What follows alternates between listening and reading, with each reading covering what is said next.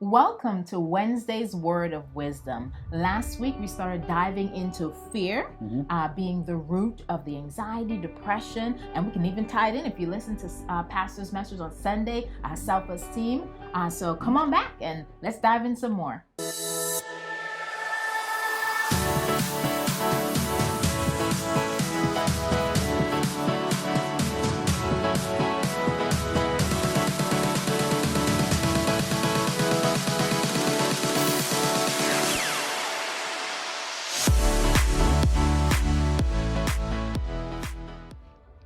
And we're back. Yes. So now we're talking about fear and exposing the roots of fear. David, what do you got for us?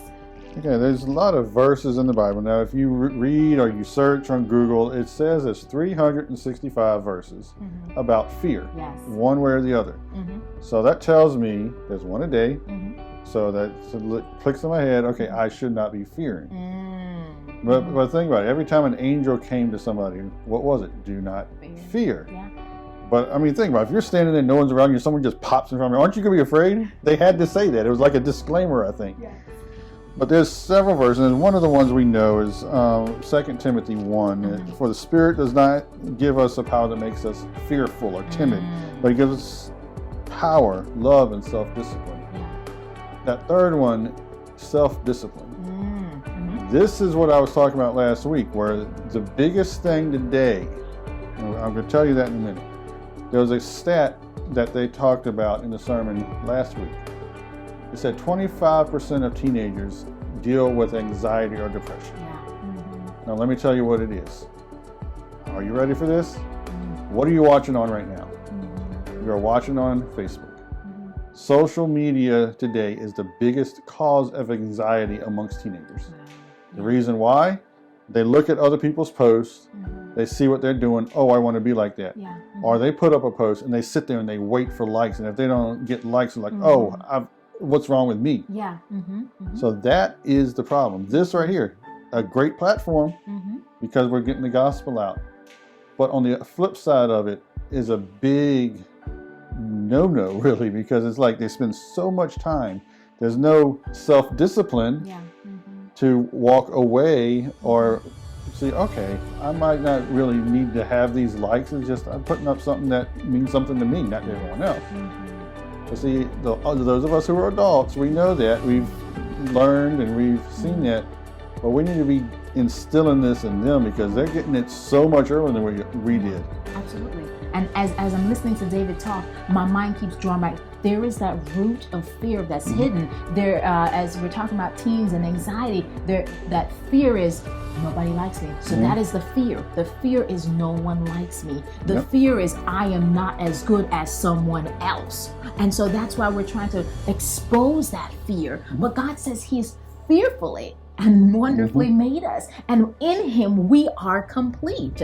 I think of the verse John 14:1. It says, do not let your heart be troubled. Believe in God, believe also in me. He doesn't want our heart to be troubled. He doesn't want us to have that fear, and like I said, which leads and branches off into anxiety and self-esteem issues and worry and depression, right? That inward turning of that fear. He wants to set us free. I love the illustration Bishop gave us with M&Ms. Meditate and magnify the Lord. Meditate and magnify His words so that we can change the trajectory of what the enemy is trying to implant in us. The enemy knows that he can't touch us, but what he can do is he can warp our minds, warp our thinking so that we destroy ourselves. You notice the enemy didn't force Eve to do anything. He just twisted her mind, her thoughts. He manipulated her.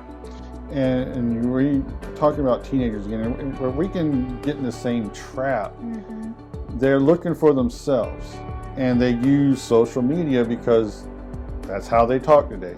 Okay, they don't pick up a regular phone at the house. They don't have one without caller ID like we used to have when we were kids. Like, oh, let's see who this is for this time.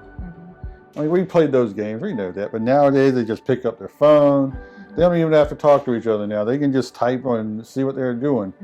But see, there's an opposite end too, and I've heard this from different teenagers in my life. The other side, the people that have it together, the people that are this, they're bullying the people that don't.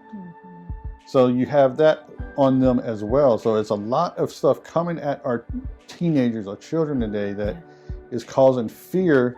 And of course, guess what? They're not going to tell you that because they don't even know. They don't know that's what it is. But it's society, social media, all of this stuff coming at them at once. And we as parents, guess what? We're going to have to help them navigate through this. So we need to get read up, studied up on this stuff as well, because how can we guide them through this stuff? You're fearful, I can see it. How can I get you to not be afraid? Absolutely. So until next time, God bless you. Goodbye.